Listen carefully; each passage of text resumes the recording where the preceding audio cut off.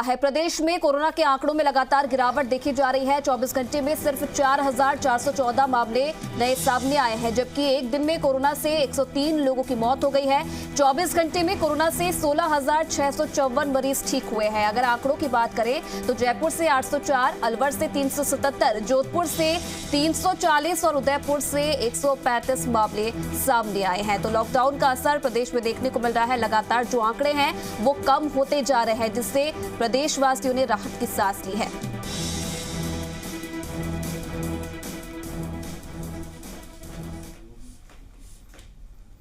इधर अगर देश की बात करें तो देश में कोरोना संक्रमण की रफ्तार लगातार कम हो रही है। आज सुकून भरी खबर ये है कि पिछले 24 घंटे में 2 लाख से कम लोग संक्रमित मिले हैं। 14 अप्रैल के बाद ये पहली बार है जब 2 लाख से कम लोग 24 घंटे में संक्रमित हुए हैं। लेकिन कोरोना से मौत की रफ्तार कम नहीं हो रही। पिछले 24 घंटे की बात करें तो 3,511 लोगों की कोरोना से मौत हो गई, जबकि 3,26,850 लोग कोरोना से ठीक हुए हैं। देश में कोरोना के एक्टिव केस की संख्या 26 लाख से कम हो गई है।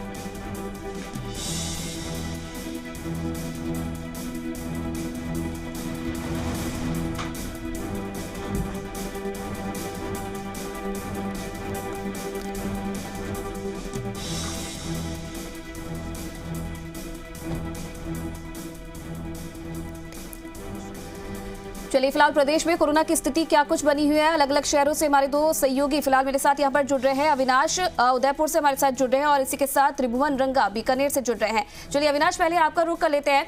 अगर कोरोना संक्रमितों के आंकड़ों की अगर हम बात करें तो प्रदेश में लगातार कोरोना संक्रमितों के आंकड़ों में कमी देखने को मिल रही है।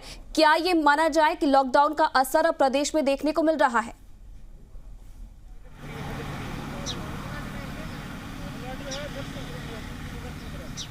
उदयपुर में जहां हर रोज़ 1,000 से ज़्यादा कोरोना संक्रमित सामने आते थे, एक लंबा समय हुआ लॉकडाउन लागू हुए और जिस तरह से लोग घरों में रुके लॉकडाउन के दौरान, हम लगातार कह रहे थे कि जब तक सड़कों पर मूवमेंट नहीं रुकेगा तब तक कोरोना संक्रमण की चेन को तोड़ना बहुत मुश्किल होगा। और आखिर लॉकडाउन का परिणाम जो है वो बेहद सफलतापूर्वक सामने आया। उदयपुर में अब महज 135 जो कोरोना संक्रमित कल सामने आए।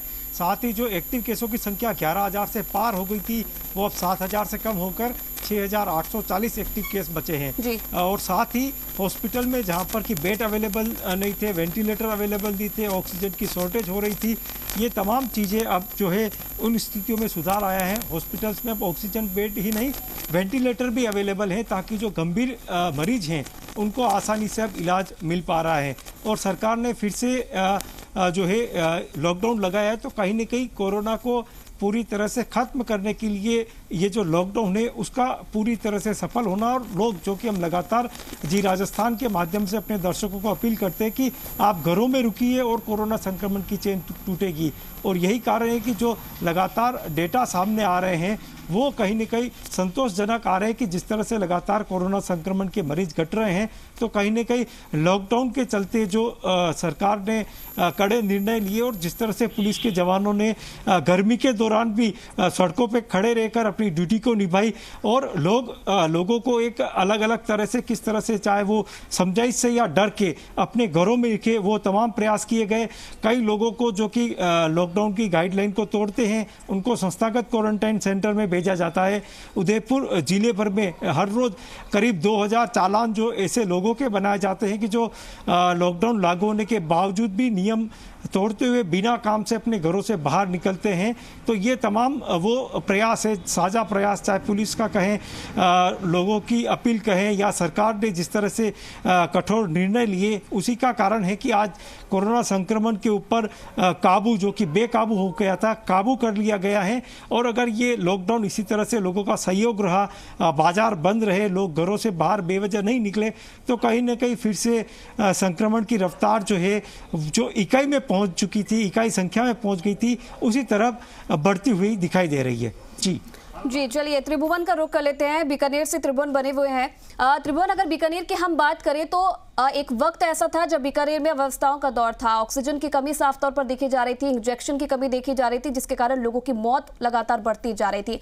अब फिलहाल बीकानेर में क्या कुछ स्थिति बनी हुई है, क्योंकि प्रदेश के कई जिलों में जो आंकड़े हैं वो बेहद कम हुए हैं। बीकानेर में फिलहाल क्या स्थिति?